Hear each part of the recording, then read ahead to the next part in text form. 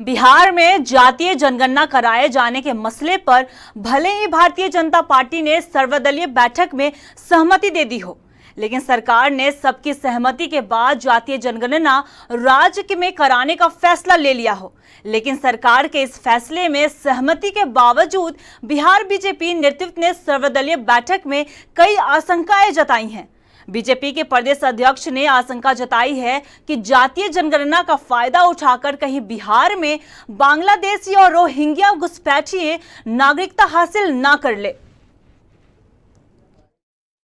होकर के बिहार में जातीय गणना कराना चाहते हैं, लेकिन जो हमारे प्रदेश अध्यक्ष जी ने कहा है वह बिहार के हित में, देश के हित में बहुत महत्वपूर्ण बात है कि अन्य देशों से विस्थापित होकर कोई आदमी अगर हिंदुस्तान की ज़मीन पे या बिहार के ज़मीन पे आके किसी कारण से चोरी छुपे रह रहे हैं, जातीय गणना में उनकी गिनती ना हो जाए और कल वह उसी आधार पर अपनी नागरिकता यहाँ प्रमाणित करने में ना लग जाए, इसकी ज़रूर चिंता राष्ट्र हित में, देश के लिए, इस राज्य के लिए, राज्य के शोषित वंचित के लिए राज्य की सरकार को करना चाहिए। और हम मानते हैं, हम जानते हैं कि हमारे मुख्यमंत्री जी, माननीय मुख्यमंत्री जी जो हमारे नेता हैं, बहुत संवेदनशील है। गणना की बात हुई है, सभी दलों ने उसका समर्थन किया है। हम लोगों ने दो शंकाएं रखी कि जब गणना हो तो इस बात पर जरूर ध्यान रखा जाए कि इस रास्ते से रोहिंग्या और बांग्लादेशी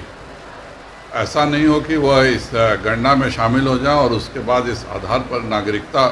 के बारे में वह क्लेम करने लगे, इसका ध्यान रखना। और दूसरा, सीमांचल में एक बहुत बड़ा मुद्दा है कि जो